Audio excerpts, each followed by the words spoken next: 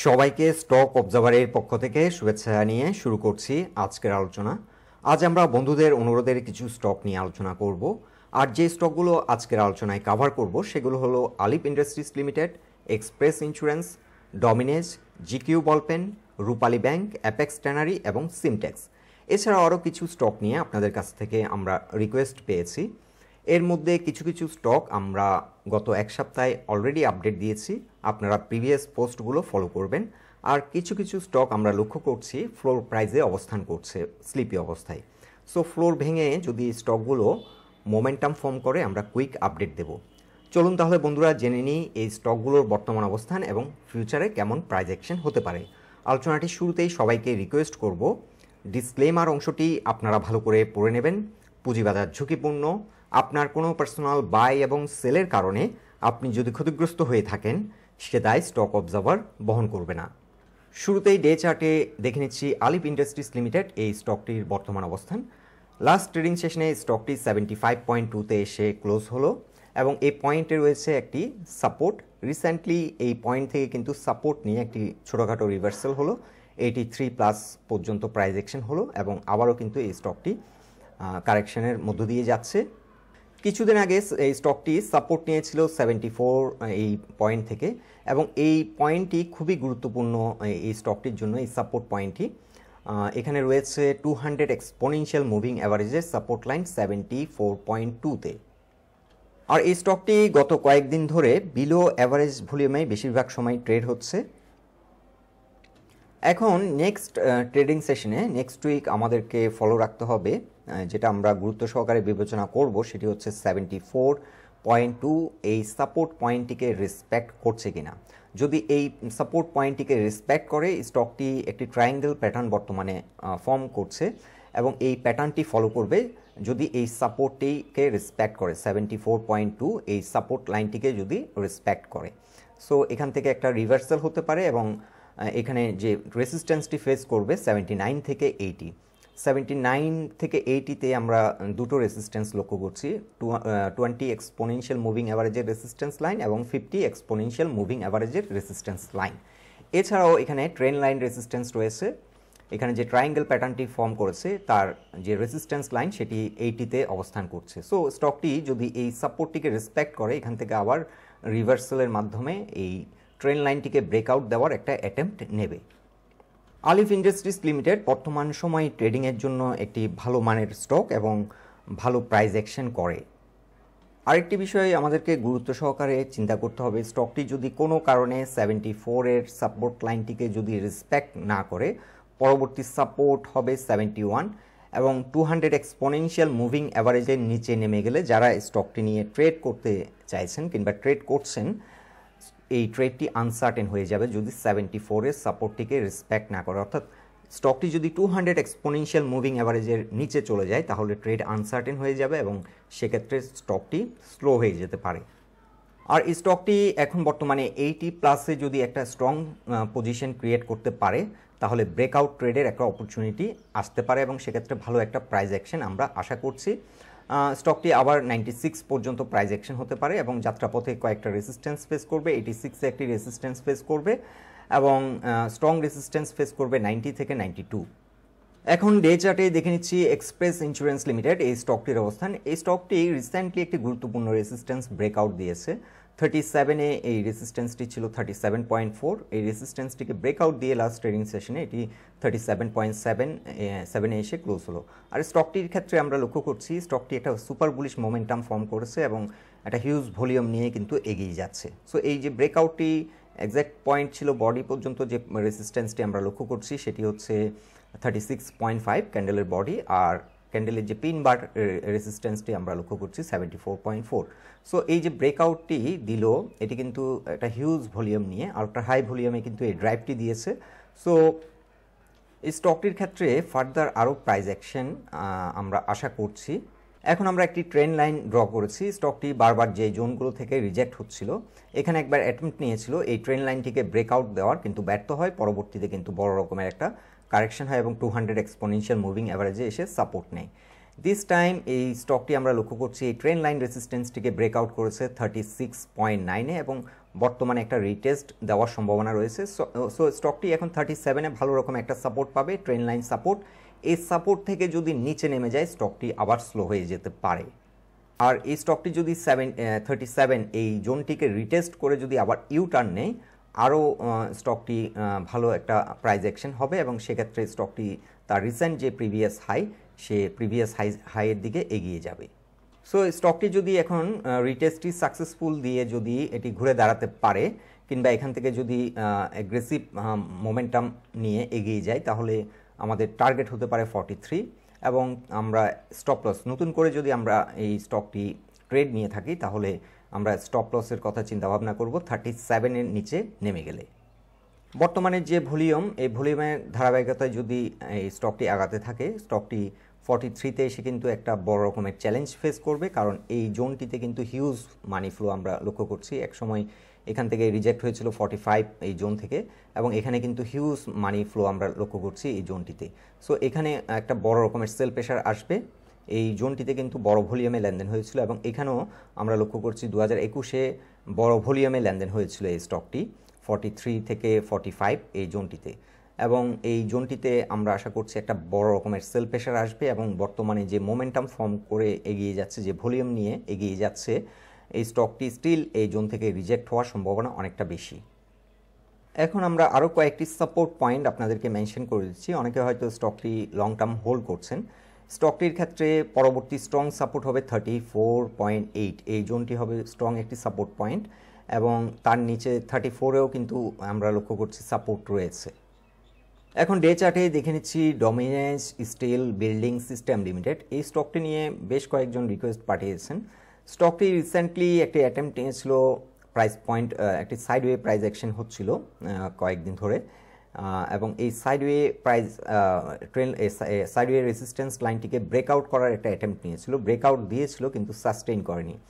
একটা ভালো মানি ফ্লো নিয়ে কিন্তু এই ড্রাইভটি দিয়েছিল, বাট আনফর্চুনেটলি এটি সার্ভাইভ করেনি, এবং আমরা লক্ষ্য করছি এখানে স্টকটি যে মোমেন্টাম ফর্ম করেছিল সেই মোমেন্টাম লস্ট করেছে, 220 এবং 50 এক্সপোনেনশিয়াল মুভিং অ্যাভারেজের নিচে নেমে গেছে। সো স্টকটি এখন ট্রেড নেওয়া অনেকটা ঝুঁকিপূর্ণ, কারণ স্টকটি আবার ফ্লোরে চলে আসতে পারে। স্টকটির ক্ষেত্রে এন্ট্রি পয়েন্ট হতে পারে 17.6-এর উপর। যদি একটা স্ট্রং পজিশন ক্রিয়েট করতে পারে স্টকটি, তাহলে নতুন করে এন্ট্রি নেওয়া যায় 17 টাকা 60 পয়সায়। আর স্টকটি ভালো পারফর্ম করবে যদি 18 টাকা 30 পয়সার এই রেজিস্ট্যান্সটি যদি সাকসেসফুলি ব্রেকআউট দিতে পারে, তাহলে ভালো একটা মুভমেন্ট আসতে পারে, এবং সেক্ষেত্রে 22 টাকা পর্যন্ত প্রাইস অ্যাকশন আশা করা যায়। এখানে যে রেজিস্ট্যান্স পয়েন্টটিতে রিজেক্ট হলো, সেটি এখানে প্রাইস পয়েন্ট লেভেলের রেজিস্ট্যান্স ছিল 19.8 থেকে 19.8 থেকে 20, এই জোনটিতে কিন্তু রেজিস্ট্যান্স ছিল প্রাইস পয়েন্ট লেভেলে। সো এই জোন থেকে রিজেক্ট হয়। সো আমরা এখন যে ব্যাপারটি আমরা লক্ষ্য রাখবো, স্টকটি 17 টাকা 60 পয়সার উপর ঘুরে দাঁড়াতে সক্ষম হচ্ছে কিনা। যদি ঘুরে দাঁড়াতে সক্ষম হয়, আমরা চাইলে নতুন করে ট্রেড নিতে পারি। আর এই জোনটিতে এখন অনেকটা রিস্ক রয়েছে, কারণ স্টকটি ফ্লোর প্রাইসের কিছুটা উপরে এখন ট্রেড হচ্ছে। যে কোনো সময় ফ্লোর প্রাইসে আটকে যাওয়ার কিন্তু একটা রিস্ক এই স্টকটির ক্ষেত্রে, নতুন করে আমরা যদি ট্রেড নিই অবশ্যই একটা রিস্ক রয়েছে। আর এই স্টকটির ক্ষেত্রে আরেকটি বিষয়, যে এই স্টকটির কিন্তু যে আমরা মুভমেন্টগুলো দেখছি, এই মুভমেন্টের মধ্যে কিন্তু একটা ধারাবাহিকতা নেই, কোনো ধারাবাহিকতা নেই। হঠাৎ করে একটা মুভমেন্ট আসে, এরপরে কিন্তু স্টকটি স্লিপি হয়ে যায়। এর আগেও দুবার হয়েছিল। এখানে কিন্তু ভালো রকমের একটা মানি ফ্লো নিয়ে কিন্তু ড্রাইভটি দিয়েছিল। এখানেও আমরা লক্ষ্য করছি ভালো একটা ভলিউম নিয়ে কিন্তু রিভার্সাল হয়েছিল, ফ্লোর ভেঙে কিন্তু কিছুটা প্রাইস অ্যাকশন হয়েছিল, এবং এই জোনটিতেও আমরা লক্ষ্য করছি ভালো একটা মানি ফ্লো নিয়ে কিন্তু ড্রাইভটা দিয়েছিল। কিন্তু আবারও কিন্তু আমরা লক্ষ্য করছি একটা ফ্ল্যাট কারেকশন দিয়ে দিয়েছে, প্রায় অলমোস্ট যে পয়েন্ট থেকে যাত্রা শুরু করেছিল সেই পয়েন্টেই কিন্তু আসলো। তো লাস্ট ট্রেডিং সেশনে এখানে কিছুটা রিজেকশন হয়েছে, সো এই জোনটিতে সাপোর্ট পাচ্ছে।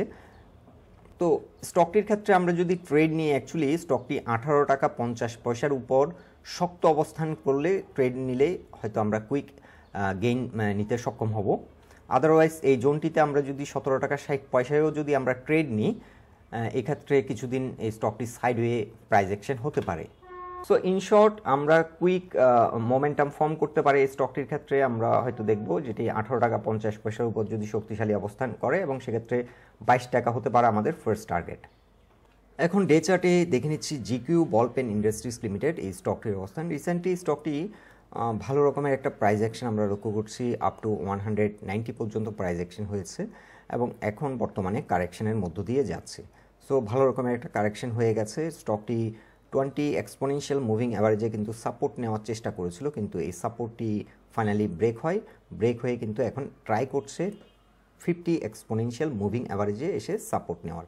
সো এখান থেকে কিছুটা রিজেকশন আমরা লাস্ট ট্রেডিং সেশনে দেখছি। সো এই জোনটিতে সাপোর্ট পাচ্ছে। ভলিউমের দিক থেকে বিবেচনা করলে সেল প্রেশার অনেকটা কমে গেছে, আর এখানে প্রাইস পয়েন্ট লেভেলও সাপোর্ট রয়েছে। সো স্টকটি বর্তমানে একটি সাপোর্ট পয়েন্ট হলো 140, গুরুত্বপূর্ণ একটি সাপোর্ট। এর নিচে নেমে গেলে কিন্তু স্টকটি ফার্দার ডাউন হতে পারে এবং সেক্ষেত্রে 200 এক্সপোনেনশিয়াল মুভিং অ্যাভারেজে এসে সাপোর্ট হয়তো নেবে।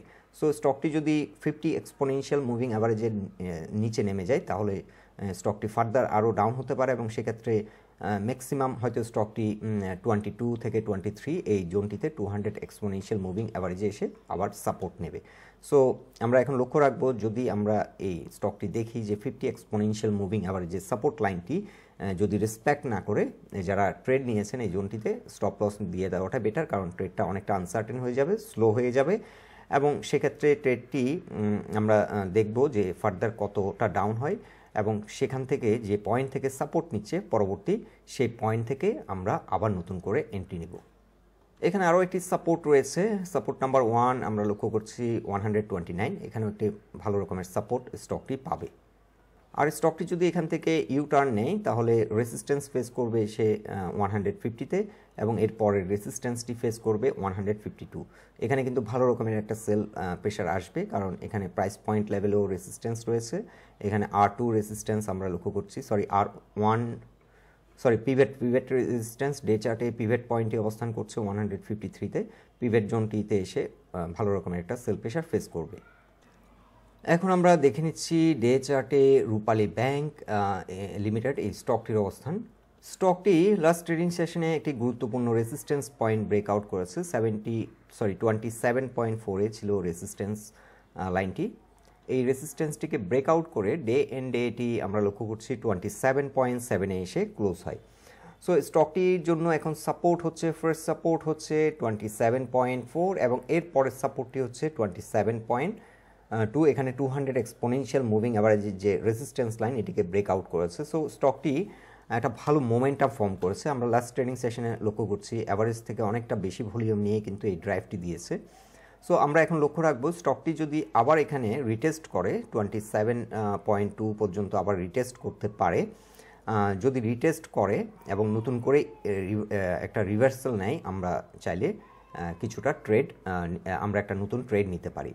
অথবা আমরা যেহেতু এটি একটা হাই ভলিউম নিয়ে ড্রাইভটি দিয়েছে, এখানে একটা ব্রেকআউট করেছে, আমরা চাইলে কিছুটা ট্রেড নিতে পারি, কারণ অনেক সময় এখান থেকে একটা ভালো প্রাইস অ্যাকশনের মাধ্যমে অনেক সময় রিটেস্ট করে না এবং সেক্ষেত্রে স্টকটির হয়তো গন্তব্য হতে পারে 29.3 পর্যন্ত প্রাইস অ্যাকশন হতে পারে। সো আমরা চাইলে কিছুটা ট্রেড নিতে পারি এবং কিছুটা মানি আমরা ফ্রি রেখে অবজার্ভ করতে পারি যে এটিকে আবার রিটেস্ট দিচ্ছে কিনা। যদি রিটেস্ট দেয় আমরা নতুন করে আর ট্রেড নেব না এবং প্রয়োজনে 200 এক্সপোনেনশিয়াল মুভিং অ্যাভারেজের নিচে যদি চলে যায়, অর্থাৎ প্রাইস পয়েন্ট লেভেল 27.2 নিচে যদি চলে যায় সেক্ষেত্রে আমরা স্টপ লস দিয়ে দেওয়াটাই বেটার হয়ে যাবে, কারণ ট্রেডটা তখন অনেকটা আনসার্টেন হয়ে যাবে এবং এই স্টকটি স্লো হয়ে যেতে পারে। তো এই স্টকটির ক্ষেত্রে ফার্স্ট টার্গেট হতে পারে 29.3 এবং সেকেন্ড টার্গেট হতে পারে 31.7। এখানে প্রাইস পয়েন্ট লেভেলে আমরা দুটো রেজিস্ট্যান্স মেনশন করেছি। সো স্টকটিতে বর্তমানে মানি ফ্লো কিছুটা বৃদ্ধি পাচ্ছে, তবে একটি বিষয় লক্ষণীয়, সেটি হচ্ছে মানি ফ্লোর মধ্যে কিন্তু ধারাবাহিকতার ঘাটতি রয়েছে। সো এটি একটি বিষয়, ধারাবাহিক যদি ভালো ভলিউম নিয়ে স্টকটি ট্রেড না হয় তাহলে যে টার্গেটগুলো আমরা সেট করেছি এগুলো অ্যাচিভ করতে অনেক বেশি সময় লেগে যাবে। স্টকটির ক্ষেত্রে আরও একটি সাপোর্ট আমরা মেনশন করছি 26.7। এখানে রয়েছে 50 এবং 20 এক্সপোনেনশিয়াল মুভিং অ্যাভারেজের সাপোর্ট লাইন। এখন আমরা ডে চার্টে দেখে নিচ্ছি অ্যাপেক্স ট্যানারি লিমিটেড। এই স্টকটিও কিন্তু ফ্লোর প্রাইজের অবস্থান করছে, ফ্লোর প্রাইজে কিংবা ফ্লোর প্রাইজের আশেপাশেই অবস্থান করছে। এখন স্টকটির ক্ষেত্রে ভালো মোমেন্টাম ফর্ম করবে 1.2 উপর যদি ঘুরে দাঁড়াতে পারে, এখানে 50 এবং 20 এক্সপোনেনশিয়াল মুভিং অ্যাভারেজের রেসিস্ট্যান্স লাইন, এই রেসিস্ট্যান্সটিকে ব্রেকআউট করে যদি ঘুরে দাঁড়াতে সক্ষম হয়, স্টকটি কিছুটা গতি আসবে এবং পরবর্তীতে একটি চ্যালেঞ্জ ফেস করবে 200 এক্সপোনেনশিয়াল মুভিং অ্যাভারেজে, সেটি রয়েছে 106.7। সো এই পয়েন্টটিতে এসে আবারও একটা রেজিস্ট্যান্স ফেস করবে এবং রিসেন্টলি এটি কিন্তু কিছুদিন আগে একবার অ্যাটেম্প্ট নিয়েছিল কিন্তু রিজেক্ট হয়ে যায়, রিজেক্ট হয়ে কিন্তু আবার ফ্লোরের দিকে এগিয়ে গেছে। সো স্টকটি এখন তেমন একটা পারফর্ম করছে না, স্টকটি ভালো পারফর্ম করবে 106 প্লাসে যদি ঘুরে দাঁড়াতে পারে, অর্থাৎ 200 এক্সপোনেনশিয়াল মুভিং অ্যাভারেজের রেসিস্ট্যান্স লাইনটিকে যদি ব্রেকআউট করে এটি ঘুরে দাঁড়াতে সক্ষম হয়, তখন ভালো একটা প্রাইস অ্যাকশন হবে এবং ফার্স্ট টার্গেট হবে 126 থেকে 127। সো যারা ইনভেস্টমেন্ট গ্রাউন্ড থেকে চিন্তা করছেন, এটি ভালো মানের একটি স্টক এবং ভালো ট্রেডিং অপরচুনিটি মাঝে মাঝে আসে, তবে বর্তমানে যেহেতু স্টকটি অনেকটা স্লিপি অবস্থায় আছে, যারা দীর্ঘমেয়াদী ইনভেস্ট করতে চান তাদের ক্ষেত্রে ভিন্ন, এখন বাই করার জন্য ভালো একটা প্রাইস পয়েন্টে রয়েছে। ডে চার্টে দেখে নিচ্ছি সিমটেক্স ইন্ডাস্ট্রিজ লিমিটেড, এই স্টকটির অবস্থান। এই স্টকটি রিসেন্টলি 21 পর্যন্ত প্রাইস অ্যাকশন করলো, এটি 20 এবং 200 এক্সপোনেনশিয়াল মুভিং অ্যাভারেজে এসে এটি রিজেক্ট হয় 200 এক্সপোনেনশিয়াল মুভিং অ্যাভারেজ থেকে। 20-র উপরে ঘুরে দাঁড়ানোর চেষ্টা করেছিল কিন্তু সারভাইভ করেনি, দু একদিন ছিল কিন্তু এরপর রিজেক্ট হয়ে বর্তমানে স্টকটি রিসেন্ট যে একটি সাপোর্ট পয়েন্ট, এটি সাপোর্ট পেয়েছিল যে পয়েন্টে, সেটি ছিল 18 টাকা, 17 টাকা 90 কিংবা 18। এখন এই জোনটিকে আবার একটা রিটেস্ট করতে পারে, রিটেস্ট করে যদি ইউটার্ন নেয় তাহলে হয়তো স্টকটি আবার ভালো পারফর্ম করবে। সো স্টকটির জন্য এখন ইমিডিয়েট যে রেজিস্ট্যান্স সেটি রয়েছে 19.6 এবং এর পরের যে রেজিস্ট্যান্স সেটি আছে 21, এখান থেকেই রিজেক্ট হয়। সো আমরা এখন লক্ষ্য করব, আমরা এটাকে ব্লু কালার করে দিচ্ছি সাপোর্ট পয়েন্টটিকে 17.9 ক্রিটিক্যাল সাপোর্ট, এর নিচে চলে গেলে স্টকটি হয়তো অনেক স্লো হয়ে যেতে পারে। সো এই জোনটিকে একটা রিটেস্ট করার সম্ভাবনা আছে, তবে এন্ট্রি নেওয়ার জন্য স্টকটি এখন ভালো একটা প্রাইস পয়েন্টে অবস্থান করছে। এছাড়াও আমরা একটি ডিসেন্ডিং চ্যানেল ড্র করেছি, স্টকটি যদি 18 পয়েন্টে যে সাপোর্ট পয়েন্টটি রয়েছে, এই সাপোর্টটিকে যদি রেসপেক্ট না করে ফার্দার এটি কিন্তু 16 টাকা 70 পয়সা পর্যন্ত হয়তো নেমে যেতে পারে। সো এই ট্রেন লাইনটি সাপোর্ট হিসেবে অ্যাক্ট করবে, 16 টাকা পর্যন্ত স্টকটি নিচে নিয়ে যেতে পারে যদি 18 টাকার সাপোর্ট পয়েন্টটিকে রেসপেক্ট না করে। সো এটি কিন্তু ট্রেডিং পার্সপেক্টিভ থেকে চিন্তা করলে এটি ভালো একটি পারফর্মিং স্টক। বর্তমানে স্টকটি কারেকশন মুডে রয়েছে এবং এখান থেকে ডলার কস্ট অ্যাভারেজের মাধ্যমে গ্র্যাজুয়ালি স্টকটি যদি কালেক্ট করা যায়, এই স্টকটি থেকে ভালো একটা গেইন নেওয়া সম্ভব। যখন স্টকটি আবার নতুন করে ইউটার্ন নেবে, নতুন করে রিভার্সাল নেবে, তখন ভালো একটা গেইন নেওয়া সম্ভব হবে এই স্টকটি থেকে।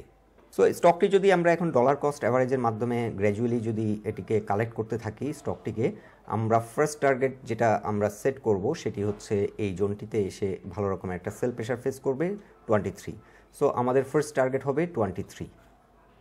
সো বন্ধুরা, এই স্টকগুলো নিয়ে এটাই ছিল আমাদের অবজারভেশন। আলোচনাটি যদি আপনাদের ভালো লেগে থাকে অবশ্যই পোস্টটিকে লাইক দেবেন, আর আমাদের সাথে থাকার জন্য আপনাদের অসংখ্য ধন্যবাদ।